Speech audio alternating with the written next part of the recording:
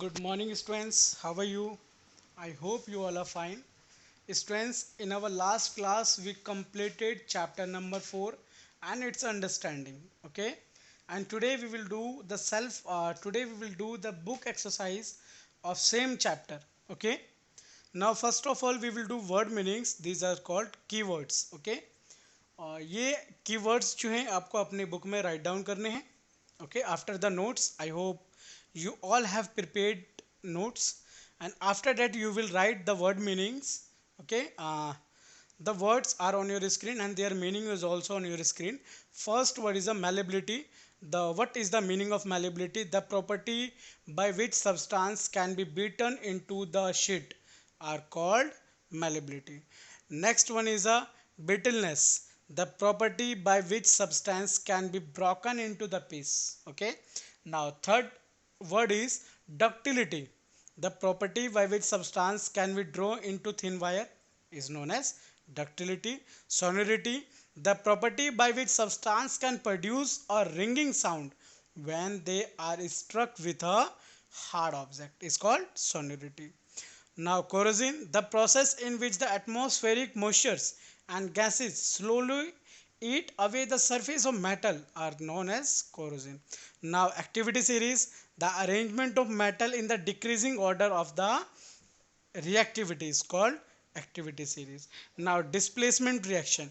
Displacement reaction, the reaction in which metal react with a salt sodium and displace the metal present in the salt solution is called displacement reaction.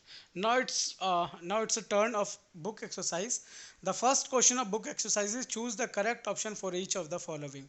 The first question of choose the correct is metal plus diluted acid, it will form salt plus hydrogen gas. The answer of first question is B. Okay, it is hydrogen gas. Now second question, identify the correct increasing order of reactivity of the given metals. हमें इनको क्या करना है, इनको order बताना है कि कौन सा ऑर्डर इसमें सही है. बुक के अंदर बच्चों आपको मैंने एक्टिविटी सीरीज एक बताई थी, उस एक्टिविटी सीरीज जो रिएक्टिविटी सीरीज थी उसके अकॉर्डिंग आपको बताना है कि इनमें कौन सा सही है. तो आई थिंक इसका ए जो है that is right. And now third, the metal that is very soft and can be cut with a knife. एक ऐसा मेटल बताना जो बहुत ज़्यादा सॉफ्ट होता है और उसको हम नाइफ से काट सकते हैं, that is a potassium. Okay, understood. Now next one is the non-metal that is good conductor of electricity is graphite. Okay, एक ऐसा नॉन मेटल जो क्या होता है, गुड कंडक्टर होता है इलेक्ट्रिसिटी का, that is graphite. Okay, only graphite is the non metal. आपको मैं एक बात बताना चाहूंगा यहाँ पर, only graphite is the non metal that conduct electricity, जिसके अंदर इलेक्ट्रिसिटी कंडक्ट होती है, पास होती है. जब आपकी पेंसिल के अंदर जो लेड होती है ना बच्चों, वो ग्रेफाइट होता है. ओके, उसमें इलेक्ट्रिसिटी पास हो सकती है. ओके, तो so don't use pencil in electric boards. Okay, उनको इलेक्ट्रिसिटी से दूर रखें. Now fifth, which of the following metal react virtually with water? Yes, very good. Potassium.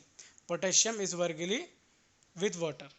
Okay, now it's turn of true false. State whether the following statement are true, we will write T, and those are false, we will write F. Most metal are not sonorous. जो ज़्यादातर metals होते हैं वो sonorous नहीं होते हैं, ये बताना है आपको. ये false है या true है? Yes, it's a false. Now second, non-metal are generally soft. Expect diamond.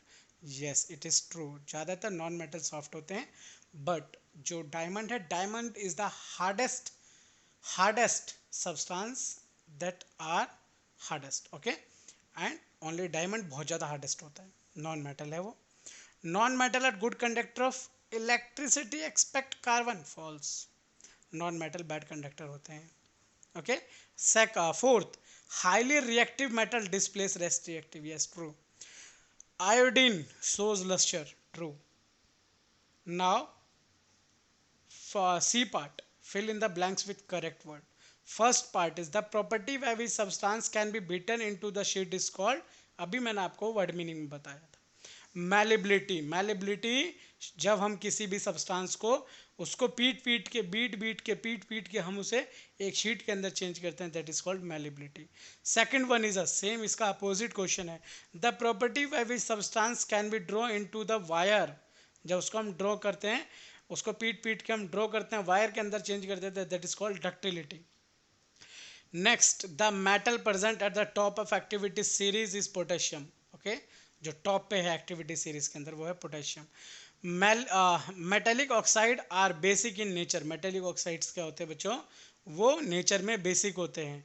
Next, the metal the element that does not react with water under condition is called gold. Okay, now last part, name of the following, आपको सबके name write down करने हैं। A metal that is liquid at room temperature, mercury, yes, हमने chapter में सारी चीज़ें study कर रखी है। Next one is a metal that is stored in kerosene, sodium and potassium, because sodium and potassium are most reactive. ये इतने reactive होते हैं कि इसको हम हवा में खुला छोड़ देंगे तो ये आग पकड़ लेगा, that's why potassium and sodium are kept in kerosene oil, because kerosene oil के अंदर ऑक्सीजन नहीं होता है। Not next question, the non metal that is used as disinfectant, yes, chlorine, okay, disinfect, sorry, the non metal that is used as disinfect के लिए use करा जाता है क्लोरीन। वाटर के अंदर भी, जो वाटर के अंदर जो बैक्टीरियाज होते हैं उनको मारने के लिए क्लोरीन की गोली यूज़ करी जाती है, क्लोरीन की टैबलेट डाली जाती है जिससे वो डिसइंफेक्ट हो जाता है। Next one is the process of coating iron object with zinc. जो आयरन ऑब्जेक्ट होते हैं उनके ऊपर जिंक की कोटिंग करी जाती है, उस प्रोसेस को बोलते हैं galvanization. Okay, next and last question, the black substance formed due to the corrosion of silver sulfide। Okay, ये सारी चीज़ें बच्चों आपको बुक के अंदर मिल जाएंगी, और ये जितनी भी चीज़ें मैंने फिल करी हैं इन सबको आपको अपनी बुक में फिल करना है। एंड इसके बाद जो क्वेश्चन आंसर्स हैं, question answers E part and F part, आपको खुद अपने से ही इनको फाइंड आउट करना है और अपने नोटबुक में राइट डाउन करना है। Okay, understood? Thank you for watching this video. We will meet again in next part with new chapter. Okay, thank you for watching. Don't forget to do homework.